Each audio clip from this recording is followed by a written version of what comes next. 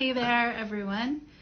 Welcome to another Artist Chat with Music for Your Inbox. My name is Jennifer Bewersi. I'm one of the co-directors of Music for Your Inbox, and today we're going to talk with Zachary James Watkins about his music for our upcoming sound film called Trace Layer, which he made in collaboration with filmmaker Alix Blevins. So let me get him invited, and then we can get the conversation going. Right on. Can you hear me? Yeah, perfectly. Welcome. Can you hear me? Awesome. Great. I can. Well, thanks for joining us. I was just kind of introducing you and describing that you created the sound world for our upcoming sound film called Trace Layer. And today we're going to chat about it. But I wanted to start with, if you wouldn't mind, I would love to hear about like your history as a musician. You know, maybe like how did you come to your instrument, and maybe some of the like important moments along the way for you getting to where you are now.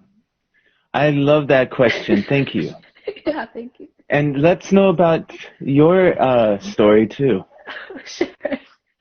Well, seriously, I mean, this experience working with you and Cassia, just two more wonderful artists that are now in communication. So I love that about this collaboration already. But so I want to continue to learn about your work. So I grew up in West Texas, Lubbock.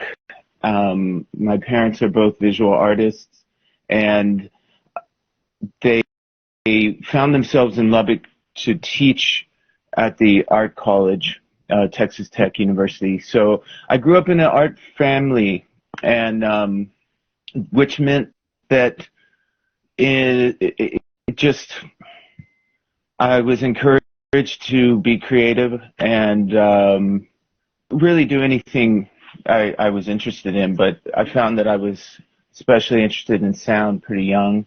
My mom and dad both play instruments, but my mother had my great aunt's piano in this smaller room in the house that we called the music room, which had the CD and record and tape deck.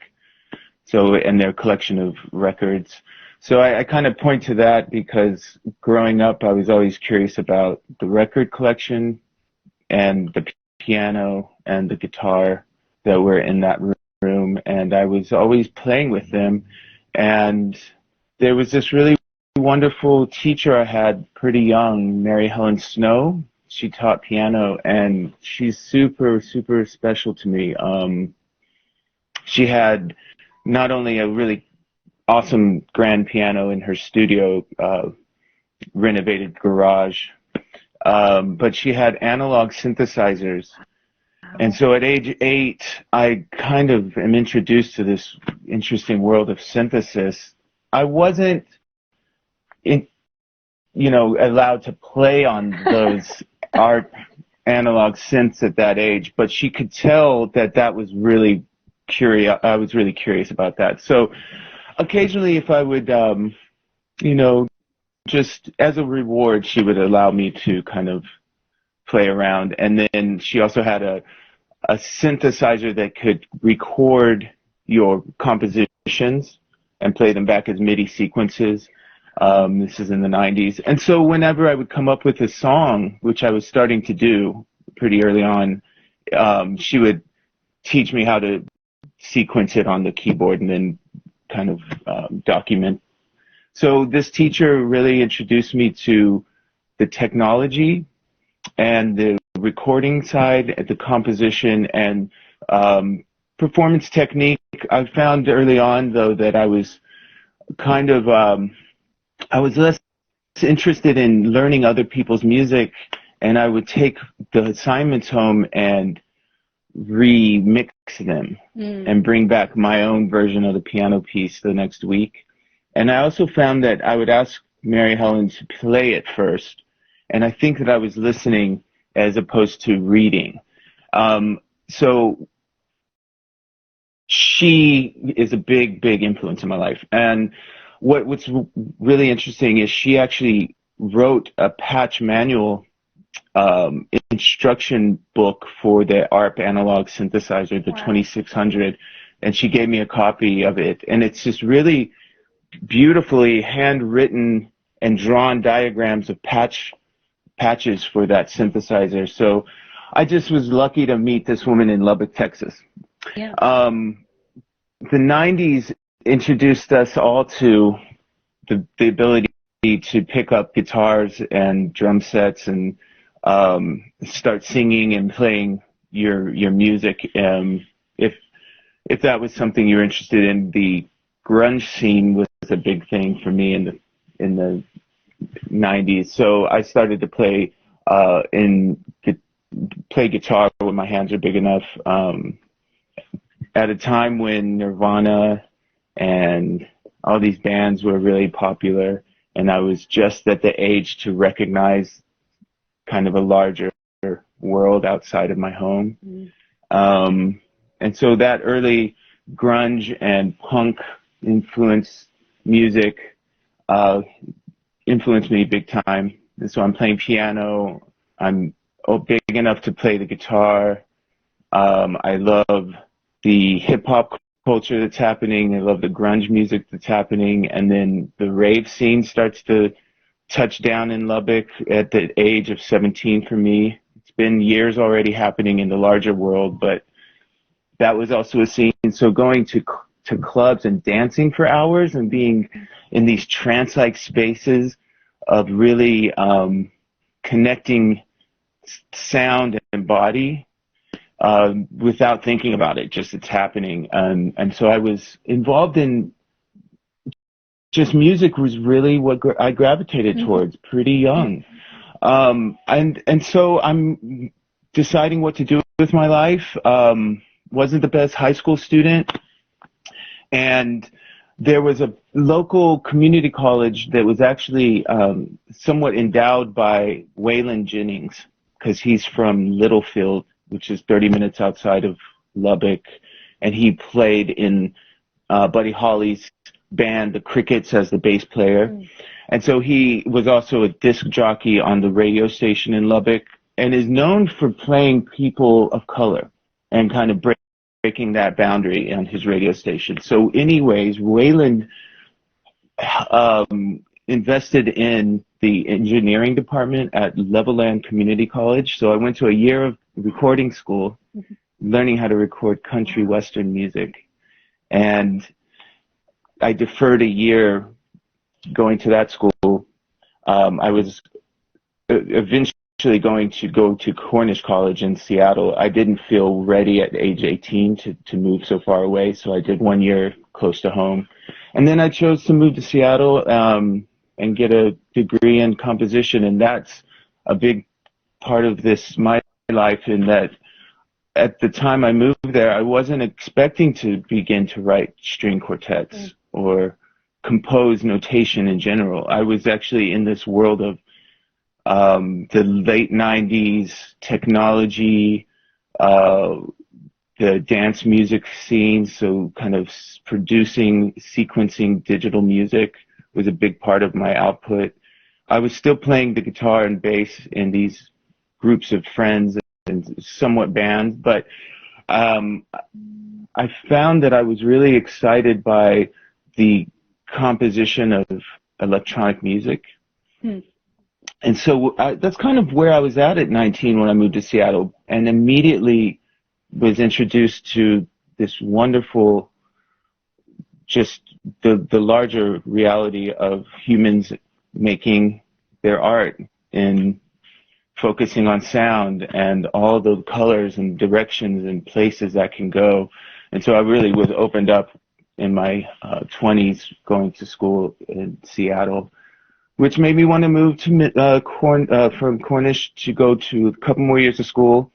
I felt I needed just a touch deeper, and Mills is where I chose to go, and so I've been in Oakland since 2004. So I found a home. I really am thankful that I was accepted to the school back in 2004. So, and that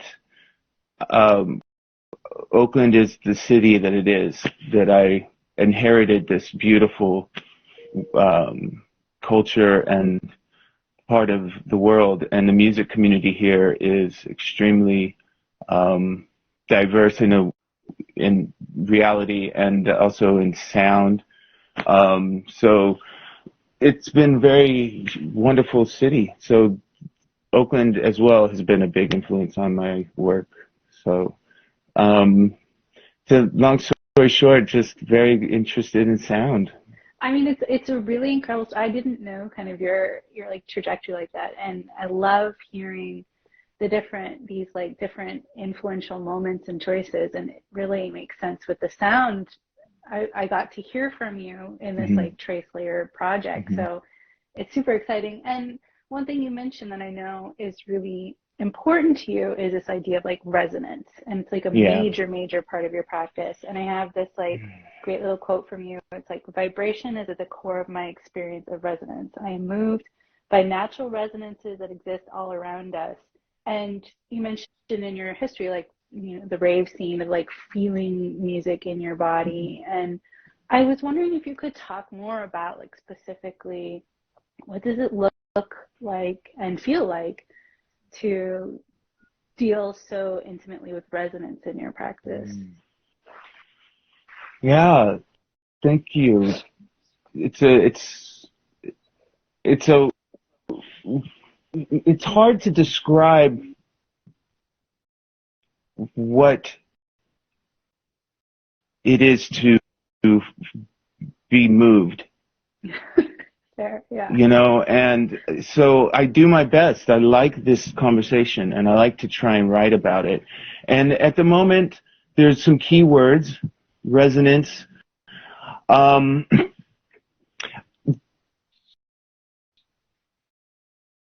Let's think.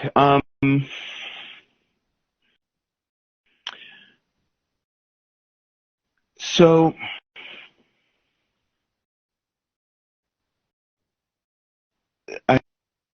I feel a need to make to sound, and I don't know exactly, well, other than just the truth of how it feels. I am, oh gosh, this is so cool. Well, let me kind of like, part of what I'm interested, like, I think is so interesting, because resonance, you know, as someone who plays music myself, right, like there's so many different ways to think of like making sound, and I think some practices deal with like putting sound out. Yeah. But what I understand a lot about your practice, and correct me if I'm wrong, is it's not just about like out, it's about like back and back again, and this constant responsiveness to the sound you're making and how it's coming back to you in a room. Is that part of like? Yeah. Okay. So when I imagine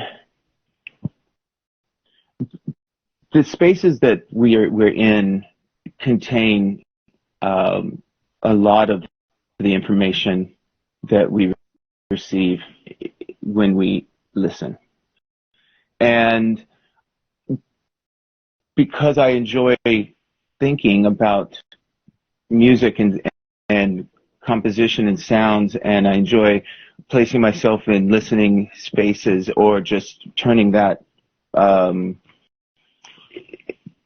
focus on and off, things that excite me are the information that I can receive from rooms that I'm in. And as a sound person, I enjoy to uncover them, because a part of my ideas of a satisfactory kind of creative space would be to have some form of transparency. And so I do enjoy exciting spaces to uncover together what might be unique about them. And so I apply that type of thinking maybe to other layers of the creative process. And so if I am playing, say, an acoustic instrument, they have their own resonances as well. And so then those can be ingredients that I can concentrate on and explore to generate direction in compositional movement, only because I don't want to neglect that information because it's going to be there. Mm-hmm. And so I wanted to receive it and to embrace it.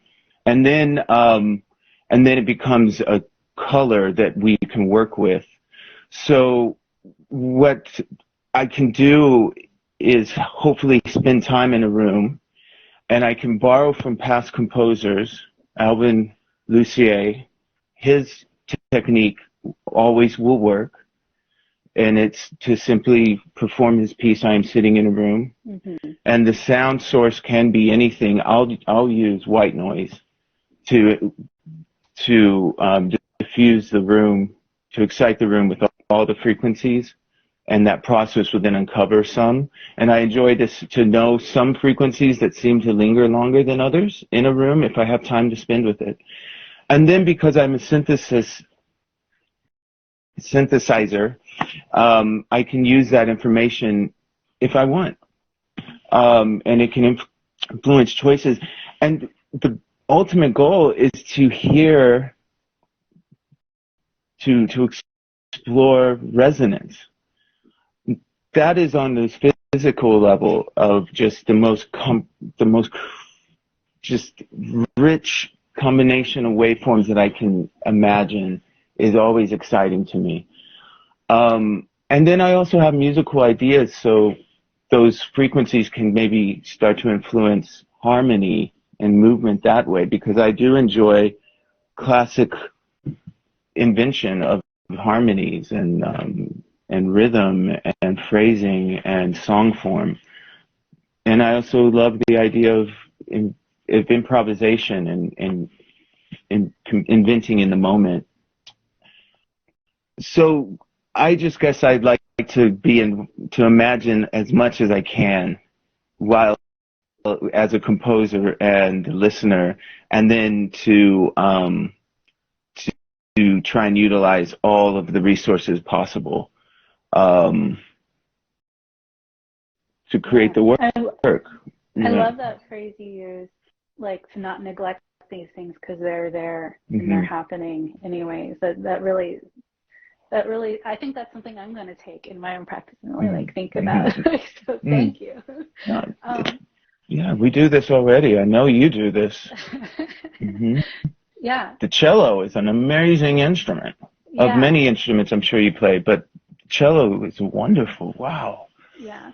Yeah. Well, so one other thing I wanted to kind of talk about, because I'm curious, and I know a lot of our audience is like interested in synthesis and electronics and everything. Can you talk about, just like, we'll take like a couple minutes for the gearheads and talk about like mm-hmm. what is your setup, and what are some of the instruments that really like inspire you and that you enjoy using in your synthesis setup? Yeah. So I enjoy the sound of analog synthesis, and lately subtractive forms. We live in the Bay Area, and my roommate works for Dave Smith Instruments, and I am around that product. But so I do enjoy instrument inventions. So I have some gear. Mm-hmm. But the first thing I go to is my electric guitar lately, and I replaced it about 6 years ago, but I bought the same model as the one that was stolen. Oh. Because it's just an instrument that's very special to me. I originally got the first version from one of my mother's graduate students when I was younger. Mm. So I've just had it my whole life. And so the guitar is what I'd like to think of as a tone generator. And then I process its sound with just over-the-counter fuzz. But I like to put fuzz on top of fuzz, so there's going to be multiple in a series. Mm-hmm. And then I then create a crazy tone, so I put a compressor at the end of that. Mm-hmm. So that's very specific, so guitar and fuzz. Mm-hmm. The amps then become critical. So I've, over time, kind of found a sound in the amplification that I'm very pleased with. And then I'm able to create this ghost or phantom character in a square wave that can follow my guitar.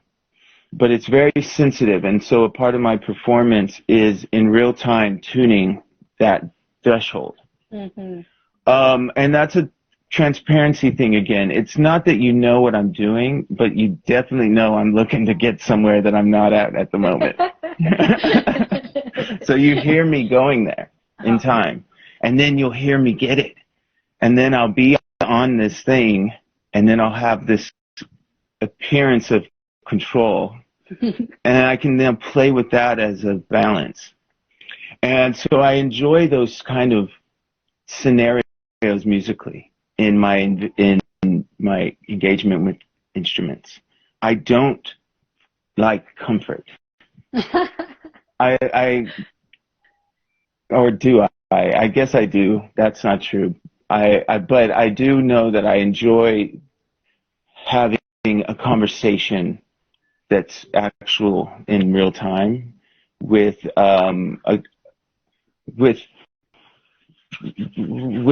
the sound generating synthesis and my intentions. Yeah. And I shared with you that I've been incorporating new instruments into my rig that I'm still learning. And so I've found that it is a goal of mine to have a clear and as quick a path, efficient path from idea to execution. Mm-hmm. And I have a little lag time right now. Mm-hmm. So I'm in the woodshed right now learning how to do this.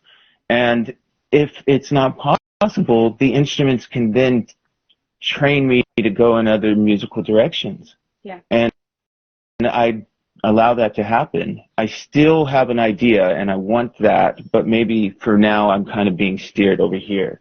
Mm-hmm. But I do still have certain goals that I'm nitpicking at and practicing and learning.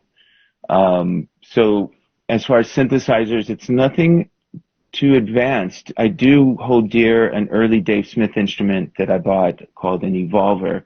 And I like it because it's very small. It has a matrix style interface for modulating as opposed to patch cables. So it's not as quick, but in this matrix, I can design patches that I can get to quickly. But I love it because it has audio in, and I can then process external sounds. So I like synthesis that can process external sounds. With the filters especially is why I'm interested in analog synthesis. Filters you really can't hear. And I just have these like few little instruments, guitar being one of them, a synth, a couple kind of gadgets that are hacked electronics that generate tones, and a performance will involve me developing conversation, at least that's my goal, of something that gets you from A to B. I do think that way. Mm-hmm. And because I think of dynamics, and I feel that all of these parameters and textures and layers and colors generate a time-based art that can take you somewhere in time. And I do think of it that way. And so I kind of create for myself in real time in front of an audience these stories. And I continue to cycled the same instruments over and over and over and over and over and over and over again. So and I find that exciting yet. So well, I can relate to that as someone who plays the cello and recycles that mm-hmm. over and over and over again. Yeah. Well, It's true, yeah. I wanted to talk a little bit about, I thought I would take a moment and like describe what the film is going to look like, because people listening haven't seen it yet. So you and Alix Blevins collaborated on this film, you making the sound and Alix making the film element. And the film element is dual projection of the 16 millimeter film loops that are going in the projectors, looping, looping, looping. And they go through the different loops and they kind of like lull you, and you get to like really see the texture and the like exposure of the film. And then about halfway through the piece, they settle on one set of film loops and start like sanding off the image, so you see it like slowly destroy itself. And that's the visual focus of much of the film. And then you're creating in real time a responsive composition and improvisation to The Room, which was Human Resources Los Angeles, a really big warehouse-like reverberant space. Yeah. And then also the moving image, which is different every time because of when they change the loops. Each loop is kind of custom processed, so they look a little bit different every time. And then the destruction process is totally wild because the projectors are like, you're not supposed to be doing this. Mm-hmm. And they're like, you know, having struggles, which is really special. So that's kind of what the film is like. And when we filmed it, we did 2 takes of it, which I always feel like in the improvisation kind of real-time world, that's a strange thing to do takes, right? Because it's not like you're doing the same thing twice. So I was wondering if you could talk about, you know, like the process of filming it, and I think in particular maybe like how your relationship to the film changed between the takes, and also you performed it live the night before at Automata as part of the Tape Tell series. So like, how did your relationship to these visuals and the space and when you were making the music change during that process? Yes. So it's in 2 projectors, so it's a diptych. Right. And so throughout this whole process, we learn about the work. And so now it has been performed, originally premiered at the lab for the Gravity Spells 2 performance 2020. And that was our first time to perform it. Then with you at Automata, and then the recording the next day 2 times. So that's 4 times now. All right, so I am an improviser, but I come to most of my music engagements with some controls. For instance, I tune my guitar and it makes a certain set of pitches.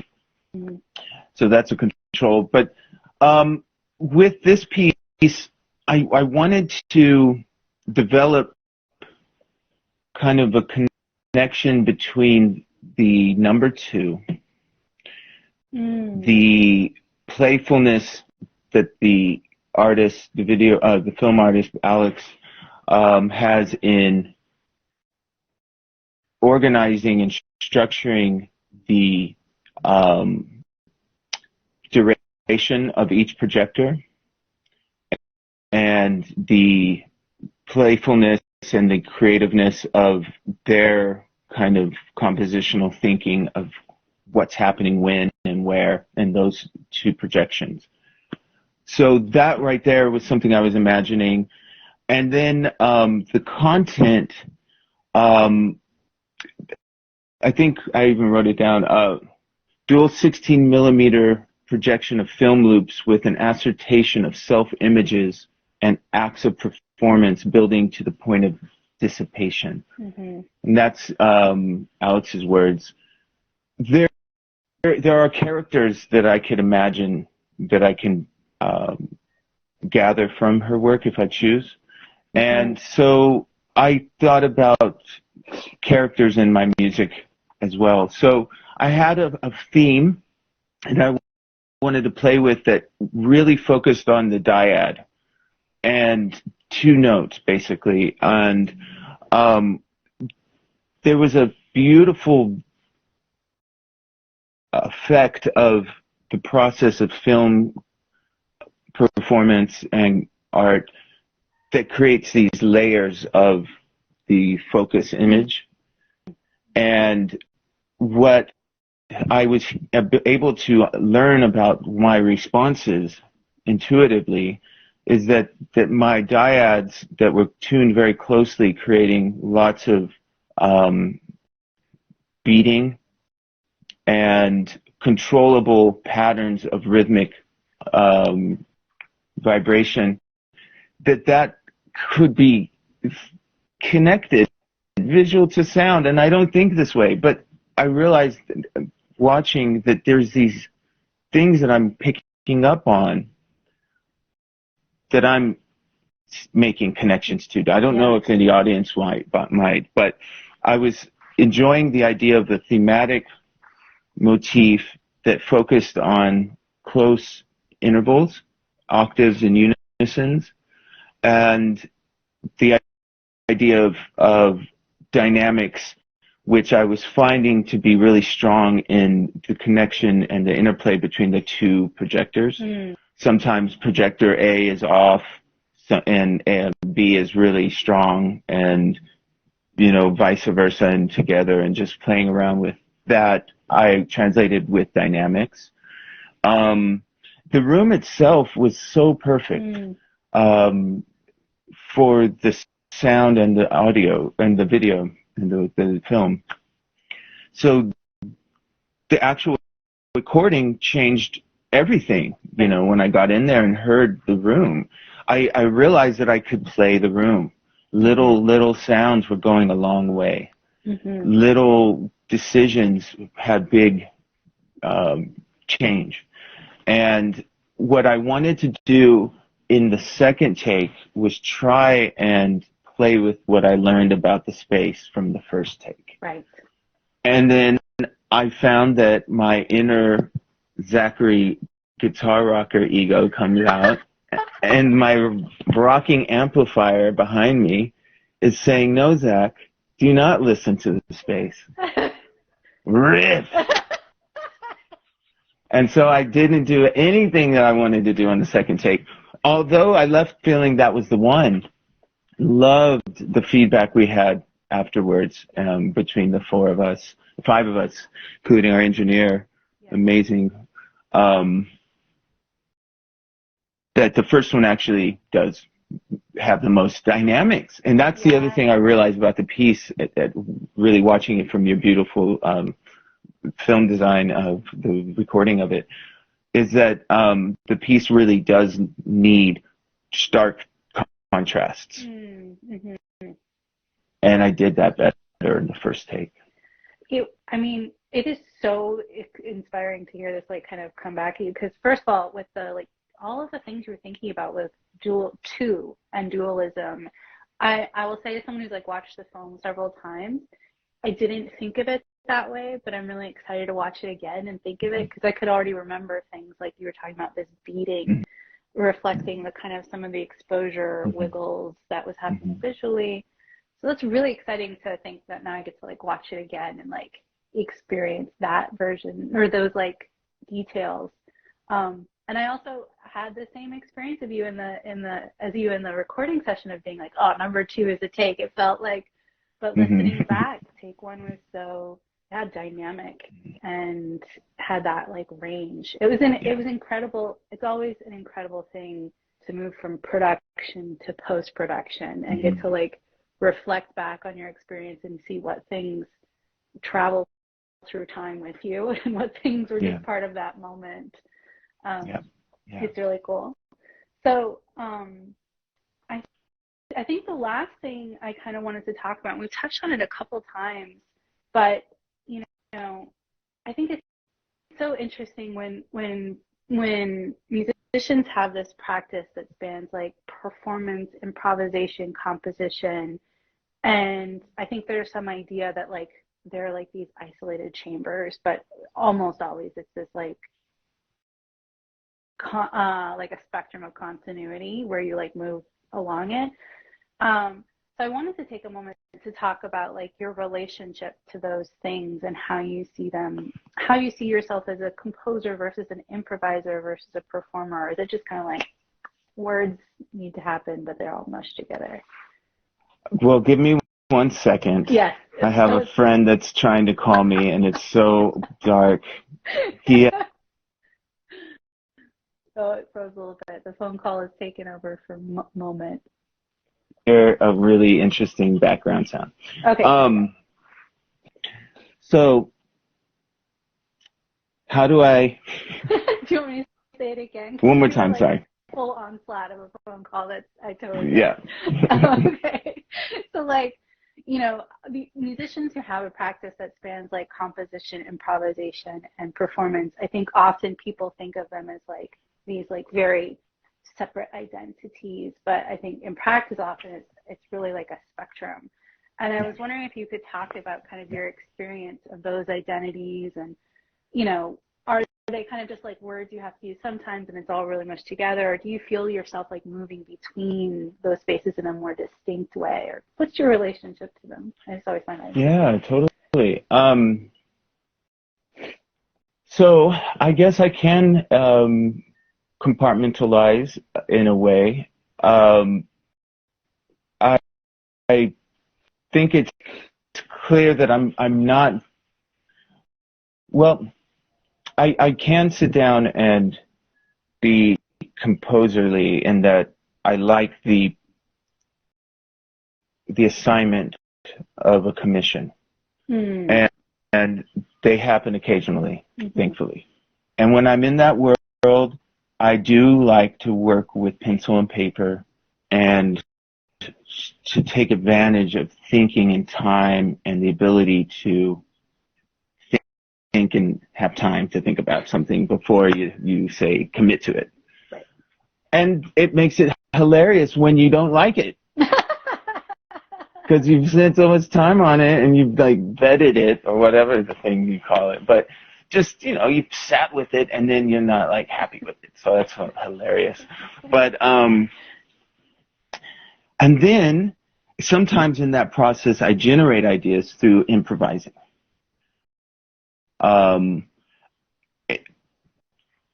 so there's one way that kind of world can, and then also I learn a lot by watching performers play their instruments. And a lot of those settings are improvised settings.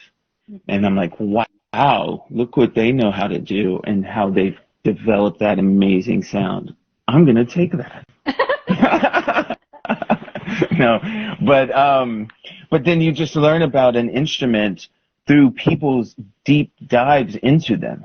And sometimes that's in the improvised music world. Yeah. So I get a lot of love from just enjoying people and their instruments. The people themselves. And then because of our beautiful day and age, I love to paint with sounds in software. Yeah. And occasionally with tape machines. And recording the sounds and being improvisational in that approach too, like in the moment, what would happen if I chose this over this, and playing with the outcome of that decision in the moment. I think improvisation is going to be a part of all of it, and then occasionally I'll have the opportunity to sit down and think harder about something and sleep on it, and that'll be more in the compositional realm. And then again, I haven't been the best supporter of other people's music as a player, and I don't think every musician has to be. No, you know, nor do you want me to be, because I do one thing, and you don't want that on your song, every song, you know. Anyway, but so I can only really speak to the side of me that loves to help others in their recording process, because I do enjoy being a supportive ear and someone that can technically maybe help get them to a vision. Mm-hmm. In the engineering side of things, using improvisation and listening and adhering to compositional structures. And then in my own music, I kind of play around with all of that, because sometimes my scores are really clearly through notated, mm-hmm. and sometimes I allow for a lot of decision making. I like to do it in rehearsal. Right. You know, actually, if that's possible, some of the dynamic things, maybe some of the specific, some of the fun, nuanced kind of playing kind of directions can be explored in a rehearsal setting that I might not know enough about when I'm sitting at home. And I get a little bit jealous of visual artists who can listen to music while they paint. I can't listen to music. So when I do my scores, if I get to a place where I think that I'm good, like I'm ready to try and sit down and notate this with kind of, yeah. I'll put on some music. So that's like this goal, that I can listen to music and just sit and make everything look nice. And because I haven't done digital scoring, I have to hire people for that. I find that I've then now created scores that are as much, I try to pack as much information into the littlest amount of room. Mm-hmm. So, yeah. So improvisation is a very key part to all of it. And I think the improvisation side for me is the personal relationship I have to what I love about music and sound and playing. Yeah. And then I think that's what I love about watching and receiving other people's improvisation, is I'm getting their stories. They're kind of communicating to me their stories. Yeah. And I love that. Well, this has been amazing and really special. I wanted to make sure I gave a moment. Is there anything else you wanted to add about the project or about anything? Yeah. Or just you are doing a great thing, and I appreciate very much this whole process. And so thank you and Cassia and everyone who's been involved. And it's great to keep working with Alix. So yeah. Well, thanks for that opportunity. Thrilled you reached out to us, mm-hmm. to work together, and it's really like an ideal situation for us. So we're really mutually grateful. Awesome. And I just want to say for anyone watching that the film that Zachary made with Alix Blevins is going to come out on April. That's the month we're in, April 20th. So you have till the 15th to get tickets. And you can get tickets to just the film, or there's also a piece of mail art by Sabrina Geschwantner, a beautiful piece that is a quilt made out of 16mm film called Camouflage 2, and that was paired with Zachary and Alix's film Trace Layers. So you can just go to our website, it's all available there. And thank you again, Zachary. Thank you so much. I can't wait to hang out again. Yeah. Awesome. We'll see you later. Okay. Bye-bye. Cheers.